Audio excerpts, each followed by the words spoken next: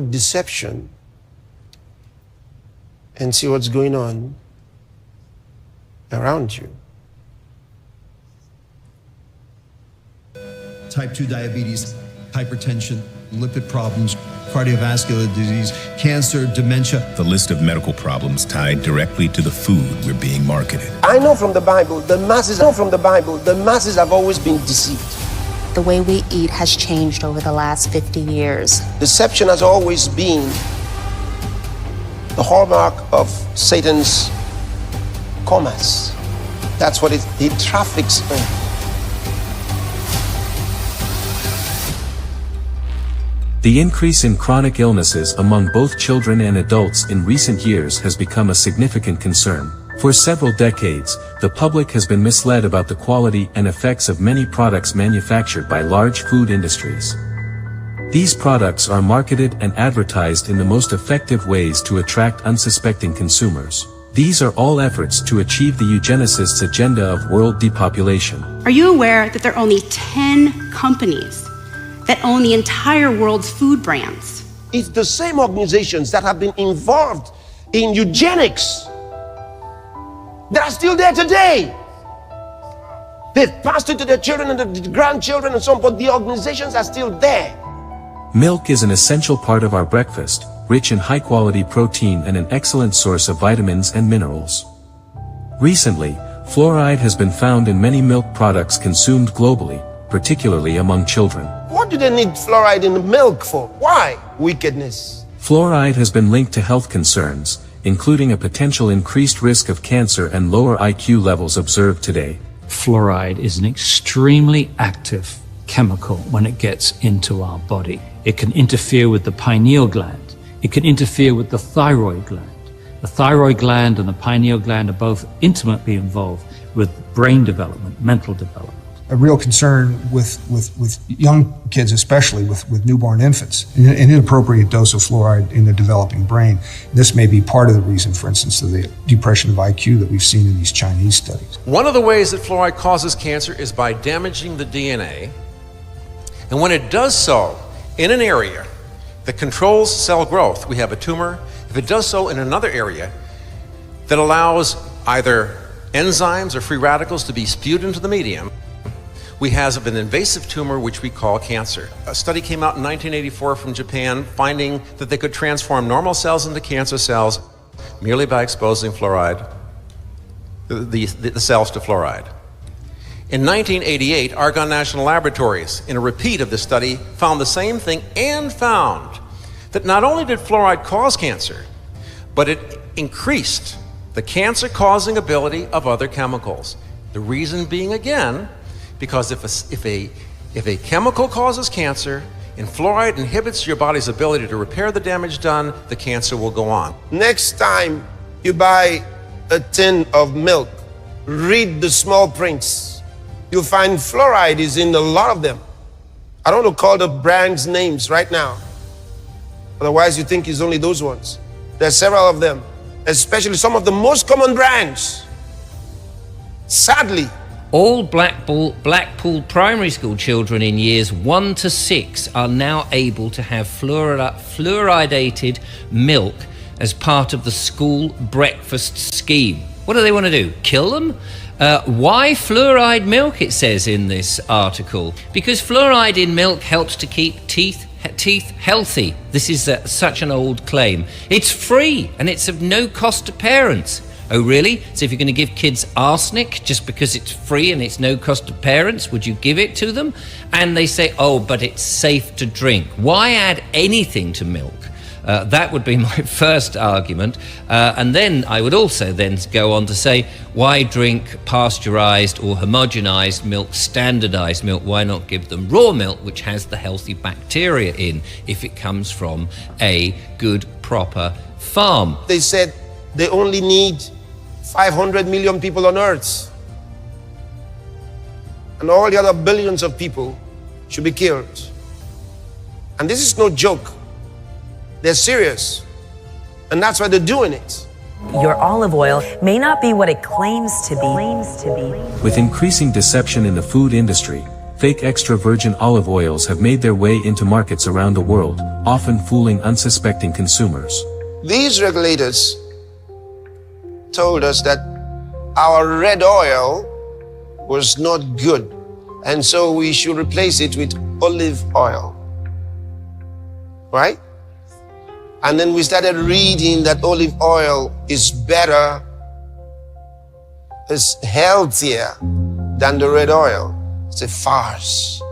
They deceived us. Olive oil is full of fraud and deception. In fact, there's a chance that you've never actually tasted extra virgin olive oil, even if you think you have. A couple of years ago in southern Italy, the police were spying on an organized crime network. Their undercover footage shows these large tanker trucks passing into their compound. They started tracking these trucks with GPS and found that the trucks were loaded with oil. They were delivering this oil to markets and restaurants in Germany. They were selling it to buyers who thought that they were buying high-quality extra virgin olive oil from the best olive regions in the world. After many months of this investigation, the police finally busted into the compound, and what they found is that these criminals were importing cheap seed oil that cost them just over €1 per liter, but then they were coloring it with like chlorophyll to make it look like olive oil. Seed oils are called polyunsaturated fatty acids. Poly meaning many, unsaturated meaning a type of oil that it's very, very fragile and unstable. It comes from corn, soy, canola, things like that. They're considered one part of the ultra-processed food category, which they use industrial processing, where they're heating, adding hexane, which is a solvent that's in gasoline. And so they go through this incredible refining process where you end up with this very refined, empty oil. And one of the reasons they do this is so it can sit on the shelf for a long period of time. We consume like 25 to 30% of our calories with this right here. They contain unhealthy fats or trans fats, raising the risk of cardiovascular problems. Due to this deception, many non-olive producing countries, particularly in Africa and Asia, have been misled into overlooking their own organic palm oil in favor of consuming these harmful substances marketed as extra virgin olive oil. So how are you going to get olive oil? Importation. And then they tell you that your red oil is dangerous to health. So what are you going to do? Abandon it. And then they find other ways of getting it out of the country.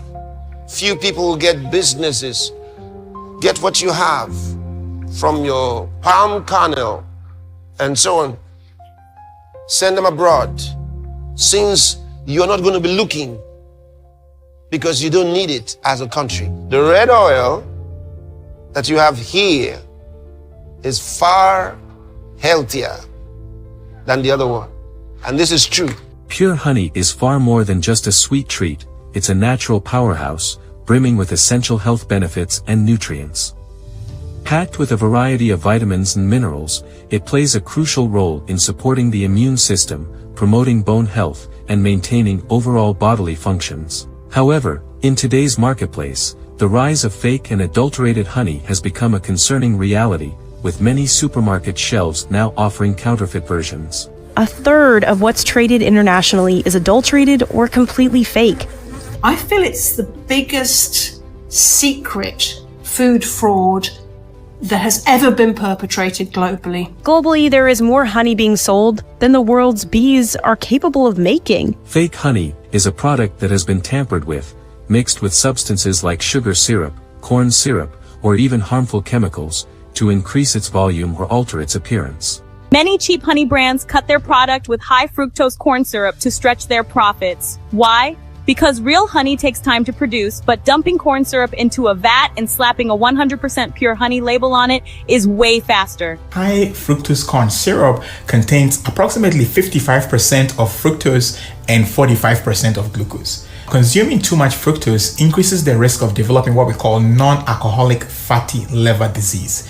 Now, this is a situation where there are literally fat droplets or fat being accumulated in the liver. So the more you increase your intake of fructose, the liver does what? It goes into a fat production cycle by a process called lipogenesis. Fake honey's hidden components can cause headaches, nausea, digestive problems, and even more severe allergic responses. When consumed regularly, It can lead to weight gain, insulin resistance, and other metabolic issues. These can eventually contribute to the development of chronic diseases like diabetes and heart conditions. For this reason, it's crucial to choose high-quality, pure honey from trusted sources to safeguard against these potential health risks. Now we're digging out stuff and sharing with you. And there's a whole lot of people, well, there are not many, there are few people who don't like this. They don't like us telling you this because they are the monsters of remorseless cruelty. Processed meats, such as bacon and sausages, also pose health risks, packed with unhealthy fats and preservatives like nitrates, contributing to colorectal cancer. There's more cancer in the world now than ever before. Why is this happening? They're making lifetime customers of sick people. The ham on your supermarket shelves starts out like this. Big lumps of pork meat. To add taste, a little vegetable stock. It all goes into a ham-shaped mold, and it's cooked. And the result? Perfectly pink, rounded slices. Have you grasped the basics? Well, let's rewind a little to see the detail that changes everything. To tame this fine ham, there's another very important step. You have to inject the meat. A machine with a dozen syringes injects a liquid into the lumps of pork meat. The liquid contains an essential additive. These yellow sacs contain a mixture of salt and sodium nitrite, the additive E250. Le sel nitrité sert à assurer la conservation du jambon, à lutter contre des germes pathogènes et aussi de donner la couleur et le goût. In fact, he's telling us that the pretty pink of our ham isn't natural at all. It's thanks to sodium nitrite. You swallow a piece of cured meat. You think you're peacefully digesting it, but what you don't know is the nitrite molecules are reacting with the meat proteins, transforming them into very dangerous substances. Nitrosamines.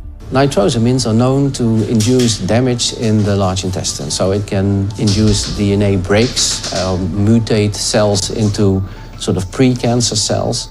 And that's, of course, something that you want to prevent. For 2 weeks, this student ate 300 grams of processed meat a day, the equivalent of 8.5 sausages or 7 slices of ham.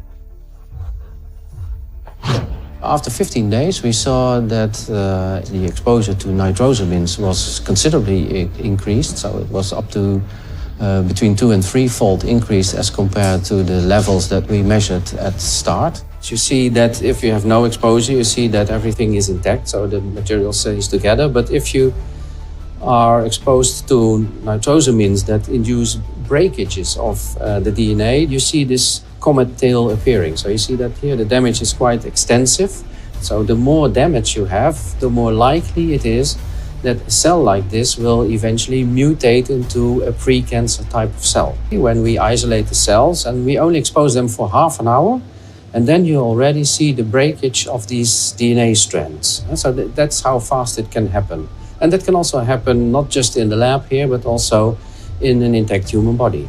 The sugar industry is a highly profitable sector within the global food industry, with significant power to form pressure groups that can influence the decisions of both government and non-government organizations. The sugar industry in the US demanded that Congress end funding to the WHO unless the WHO scrapped guidelines that sugar should account for no more than 10% of a healthy diet.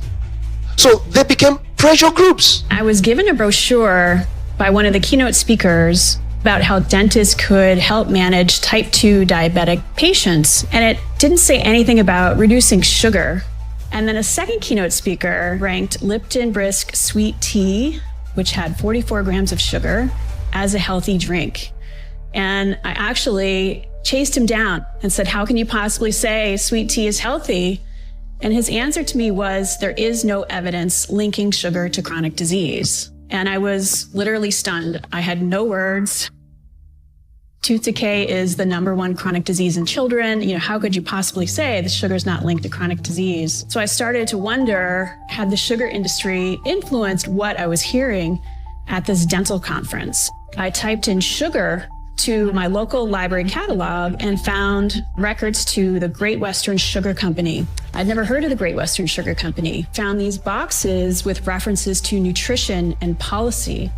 I couldn't believe that I'd found that, but I happened to be the first one to look at these confidential sugar industry documents just sitting unexplored in this collection. And this was a public relations campaign that set out to influence the Food and Drug Administration, who at the time was evaluating the safety of sucrose for the first time in the 1970s. So all of the documents I found showed how the sugar industry influenced that FDA report. Their strategy was to publish science that would be conflicting with evidence that might be linking sugar to obesity or diabetes or heart disease or tooth decay. Along with paying scientists to write reports in its favor and masking its involvement by hiding its funding, the Sugar Association pushes back on findings it doesn't like, a strategy that's become common practice in many parts of the food industry. How about that there are 56 names for sugar, so you don't even know what you're consuming, and here they are. And how about this? Everybody knows what a nutrition facts label is. There's a number over there in the purple. Okay, it's called the dietary value. Notice there's none for sugar, and that's on purpose because they don't want you to know how much is too much. The presence of processed sugar in our diets, especially in ultra-processed foods, can have serious consequences. Just like some people, even though you tell them that the processed sugar that they take in abundance will destroy their body, say, I can just take it just a little, just one more time. And maybe that one more time is just what's left, just what's sufficient to destroy your system. He was just waiting for just a little more. Because you've been having it. Your whole life has been in that direction. Just a little more for your trouble. I specialize in diabetes. I also am an expert because I was diagnosed with type 1 diabetes when I was just 7 years old. So the effects of sugar have been a lifelong study for me. Now, the cause of type 1 is very different than the pandemic of type 2 today that we're hearing so much about. In type 1, the immune system attacked and killed all of my beta cells and killed them. They're gone. When I was 7. Why it did this is still not understood. But as a result, without my beta cells, I take insulin injections every single day. And I've taken over 100,000 in my lifetime. High blood sugar causes heart disease, kidney failure, strokes, gangrene, blindness, Alzheimer's, lower limb amputation, depression, violent behavior, and more. The amount of deaths caused by sugar, all of these afflictions combined, leads to more deaths than automobile accidents. For me, without a doubt, my addiction was sugar. What I found out is that for decades, scientists have been trying to prove how addictive sugar was. But it wasn't until 2008 that they actually found out without a doubt, sugar is chemically addictive. And not just kind of addictive, it's 8 times more addictive than cocaine. As a sugar addict, I realized that I was now going to have to completely eliminate all processed sugars from my body if I was ever going to regain control. At the rate we are consuming sugar today, sugar is not a treat. Ladies and gentlemen, at the rate we're consuming it today, sugar has become a gradual death sentence. So this slide over here shows the prevalence of diabetes worldwide. These people are heartless because it's a satanic work. And Satan is heartless. You expect him to be kind? No, he's not. So you have to put pressure on those who are producing them and marketing them and distributing them by rejecting them. That is a righteous action from you. That's what you have to do. And once you are decided like that, you will have the options. You will have the alternatives, and God will give you wisdom and ideas. We have to send a strong message to the inventors of evil things. We have to. And as declared by the man of God, Pastor Chris, we have suspended their global agenda, and it remains so until we are gone with the first flight. Many shall be purified, and made white, and tried, but the wicked shall do wickedly, and none of the wicked shall understand, but the wise shall understand. Daniel 12 verse 10. Praise God.